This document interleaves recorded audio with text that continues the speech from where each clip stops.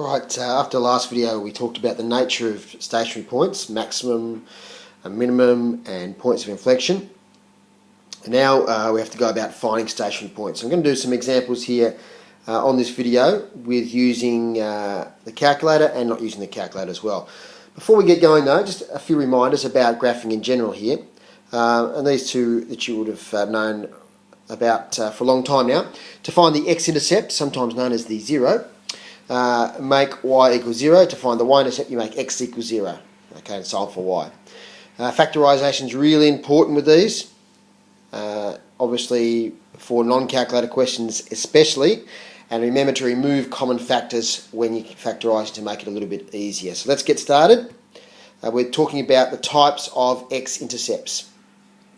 Now, I might be using some old-fashioned stuff here, but I still like to talk of x-intercepts in regards to singles or doubles. In fact, there are triples as well. But now, a single x-intercept, if we look at our original equation here, I can see there, mainly from doing this for a while now I suppose, but I can see the x-intercept straight away, because remember, to find the x-intercepts you have to make y equals 0. So if I do that, my x-intercepts, okay, are going to be the solution to this equation here. 0 equals x outside of x minus 3, x plus 4. Now, what values of x make the right hand side 0? Well, x equals 0 does. And we've talked before about how an x outside the brackets here, whether it be x by itself, a half x, 1000x, 0.75x, doesn't matter, means one of your solutions is 0. So you can see there that one of our x-intercepts there is 0, 0. Our other x-intercepts are 3 and also 4. Okay, so there are 3 x-intercepts. Now, what's this single business? It means that when the graph approaches those x-intercepts, it passes through, it doesn't bounce off. So if I was to graph this, and I don't know the turning points, remember, it would pass through 3, pass through 0, 0, and pass through -4.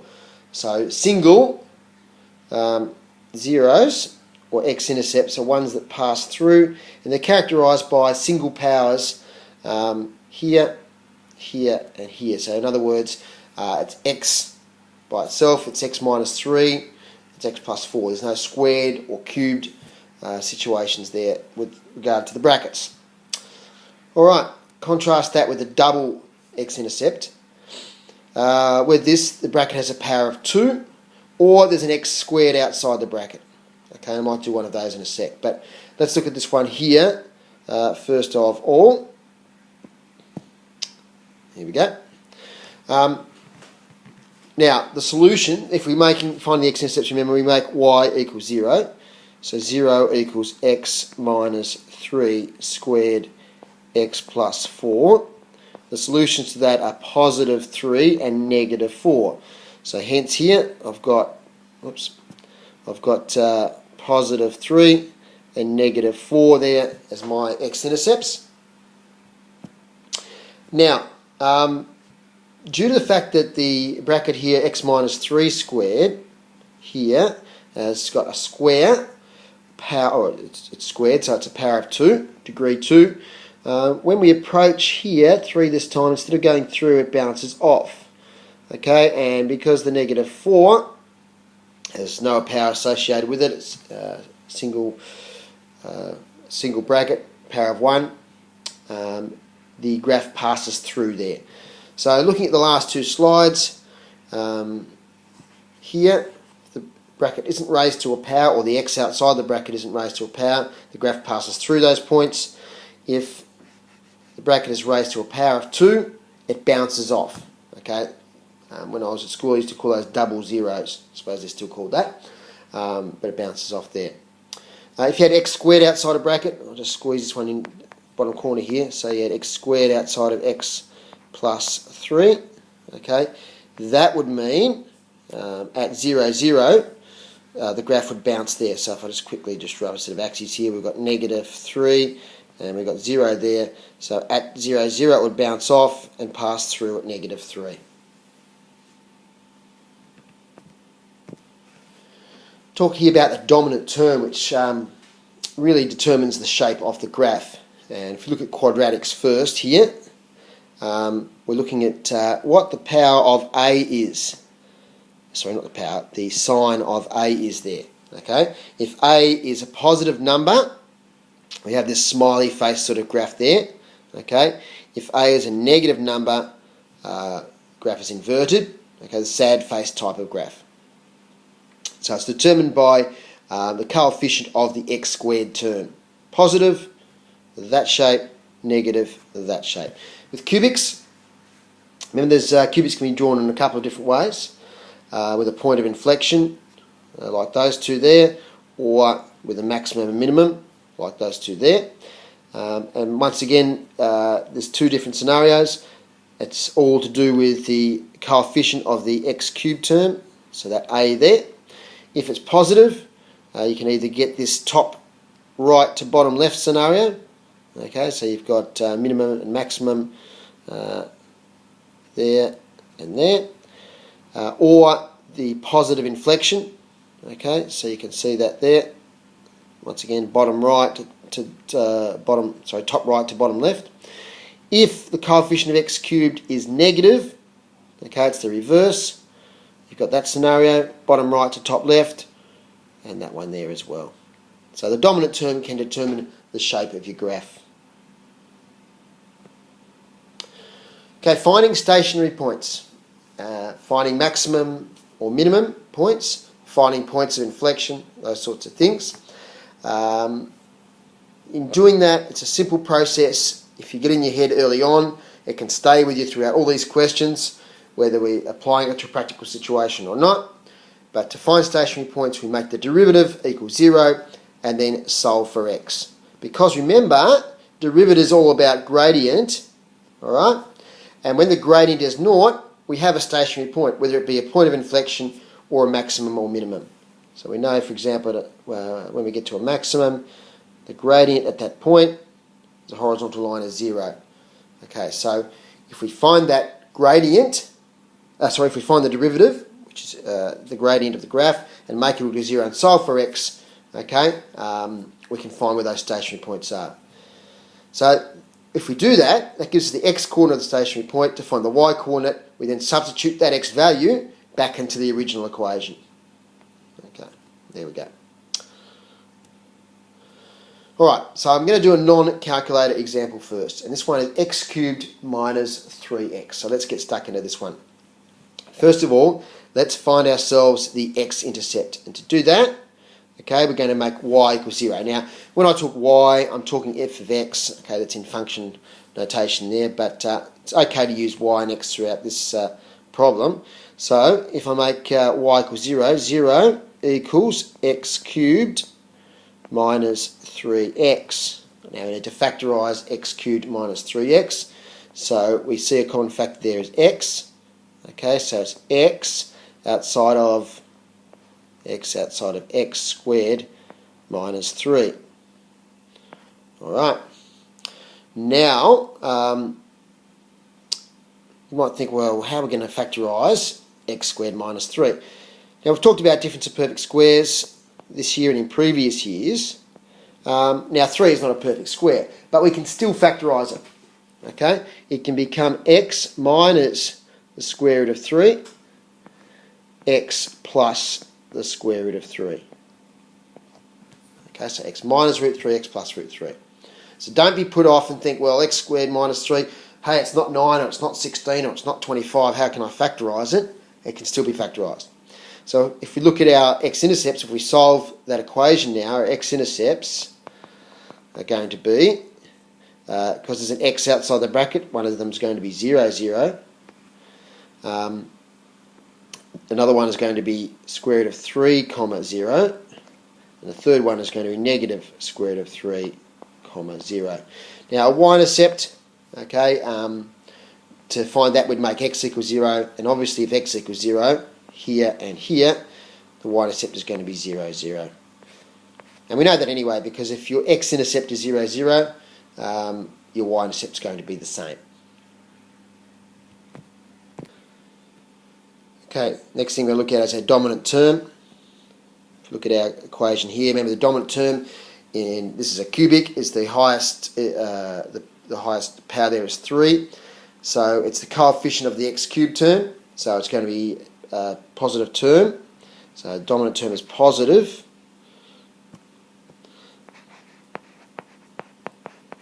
Okay, and that means we're looking at this scenario here, like so. Okay, top right to bottom left when we draw the graph. Okay, stationary points. Remember, we talked about 2 or 3 minutes ago about to find the stationary point, you get the derivative and make it equal to 0 and solve for x. That gives you your x coordinate of your stationary points. Okay, so let's have a look at that. F dash x equals 0. Now f dash x is 3x squared minus 3 equals 0. And here's where our factorisation skills are coming in. Remember, I'm doing this as a non-calculator example, so we're in the exam and we've got to come to grips with factorising this. So we hopefully remember that we always take out a common factor, so we get to there. And then we also need to remember that we've got to factorise x squared minus 1 as difference of perfect squares. So that's x minus 1, x plus 1 equals 0. Okay, and that then gives us two solutions, x equals 1 and x equals negative 1. Okay, so they're the x coordinates of our two stationary points. Alright, what we've got to do then to find the y coordinates is put those two values back into the original equation. And I've got that up here. Okay, so our first stationary point is going to be at x equals 1. So to find its y coordinate, it would be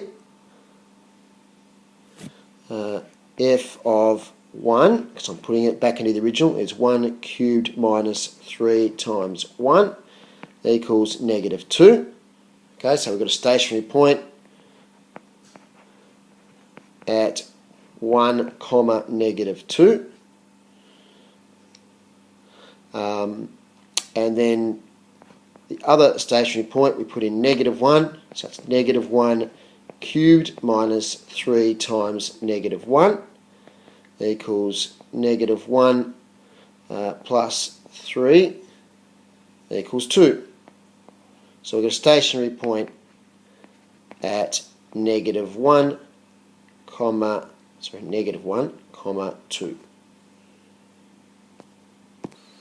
So let's just review what we've got so far. We've got we've worked out our x-intercepts, our y-intercept, our dominant term, and our turning points. What we've got to do now is work out the nature of the turning points. Okay, so in other words, are they a maximum or a minimum? And the method we do this is called the gradient table. It's quite laborious and time-consuming, but it needs to be done. In the exam situation, you've got to demonstrate you know how to identify a maximum and minimum and why it's the case. All right, so we're going to do this gradient table. Now, the way to do it is, first of all, we've got this column here, x. Okay, and what goes into this column, and by the way, this column will be in different sizes depending on whether it's a quadratic or a cubic. Okay, quadratic would only have 3 columns, 1, 2, 3. A cubic's got 5 columns there. Okay, so let's get started. First of all, what we do is the x coordinates of the turning points go in here and here. And what we're going to be looking for here is the patterns I mentioned in the last video, that a maximum, okay, the gradients surrounding a maximum, they go from positive to 0 to negative. The gradients around a minimum go from negative to 0 to positive. So we're looking at the gradients surrounding the x-coordinates of these turning points, okay, or stationary points. Because we know that the gradient at those turning points is 0, so I can put those in straight away. because I know that if I put those x coordinates into the derivative, I'm going to get 0 because the gradient at those points is 0 because we've identified them as stationary points. So what's the rest of the table about? Okay, so what we do now is we pick numbers lower than -1, so -2. Could I use -3 or -4? Sure I could. Okay, but I've just chosen to use -2 there. It's an easy number to work with. Somewhere in between -1 and 1. Now the obvious example there is going to be 0 and something higher than 1, which is 2. So I'll put a blue square here around the x coordinates of my stationary points, okay, and put a purple square here around the numbers that I've chosen either side. That's -2, 0 and 2. So those x values should go from lowest to highest, left to right, which they do. Alright, now let's clear off this area down here, because what we have to do now is find out the values when we put -2, 0 and 2 into the derivative. So I'm going to start with putting -2 in the derivative. So that's going to be f dash -2. We're doing this in the non-calculator section. In the next video I'll show you how to do it in the calculator section. So into the derivative, okay, and remember we should write the derivative down, okay. The derivative is f dash x equals 3x squared minus 3. So f dash -2 is going to be -2 cubed minus 3 times -2 equals -8 plus 6 equals -2. So f dash x is -2. So that's a negative value, right? So we put negative in there. Then next one is f dash 0. Okay, so if we put that into the derivative, we get 0 cubed. Sorry, forget about that. I ended up putting that into the original, which is silly. Let's put in the derivative, so we get 3 times 0 squared minus 3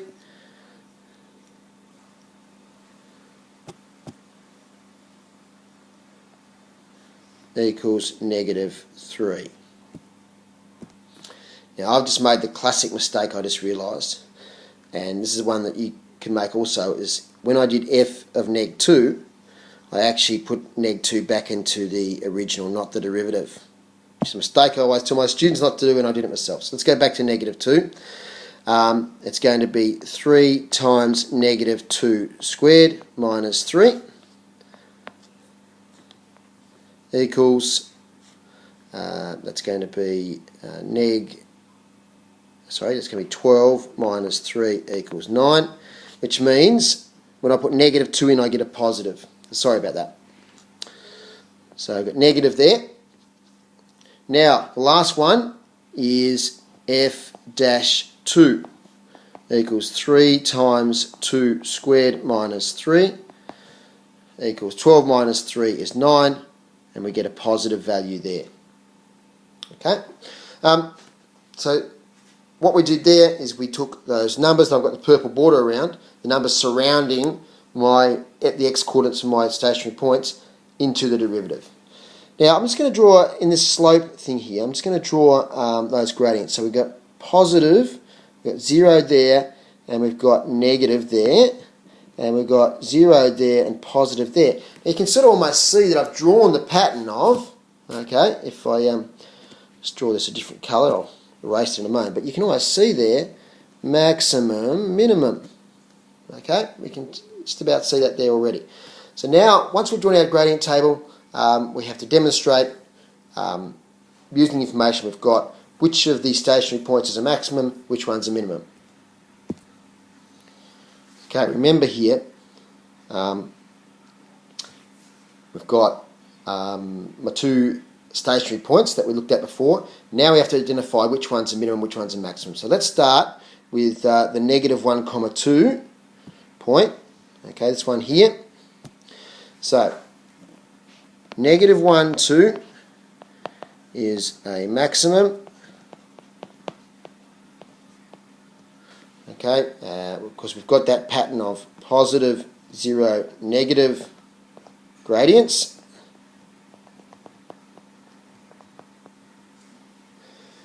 One -2 is a minimum, because we've got the pattern of negative, 0, positive gradients.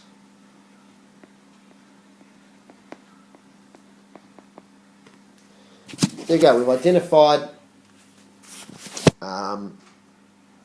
our two stationary points and what type of stationary point they are. I noticed the book does, and I can put this word into local maximum and local minimum. Okay, now we're ready to draw our graph. Okay, graph drawing time, and I've just cut and pasted from other slides here our key information that we've gleaned so far. Okay, our x-intercepts and y-intercept, our dominant term, and the nature of our turning points. Okay, so let's go.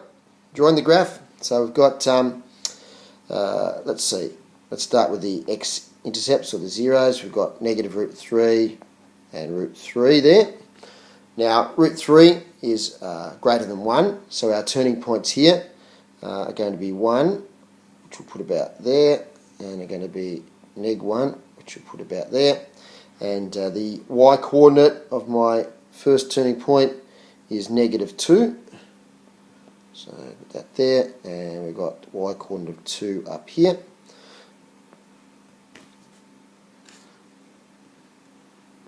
Okay, and of course we've got an intercept there as well. Dominant term, top right to bottom left. Okay, so here we go. We've got going through there, turning there, through there, turning there, and through there, something like that. Okay, turning points, minimum there at 1, -2, maximum over here at -1, 2. And there's our graph. So, fair bit involved there. I've gone through it fairly slowly, I think. But let's just recap, just quickly before we finish. Here's our graph that we had to draw. X-intercept, we make y equals 0, and mentioned there that that doesn't look like difference of perfect squares, but we still apply the rule to it. That gives us our 3 x-intercepts, and there's our y-intercept. The dominant term was positive because it's a positive x-cubed term. Stationary points make the derivative equal to 0. Difference of perfect squares occurs again there. Then we find the y-coordinates by putting the x-coordinates back into the original equation. Gradient table then, it's a 5-column one because it's a cubic graph. We place our turning points there, stationary points there, and then we choose values either side of them. We then place those values either side of them into the derivative, not the original as I did there at one stage, and that gives us answers which in turn were positive, a negative, and then positive again. We record that information in the table, put the slope in. Because of the patterns, that tells us whether it's a maximum or a minimum. The positive, 0, negative pattern, okay, so that pattern there gives us a maximum. The negative, 0, positive pattern there gives us a minimum. And we have to write that information out and show people looking at the question that we know how we've identified those as a local maximum or local minimum. Oops. And finally, get all the information together and sketch the graph. Hope you enjoyed that one. Bit of a long one, but next video we're going to show you how to do that using the calculator.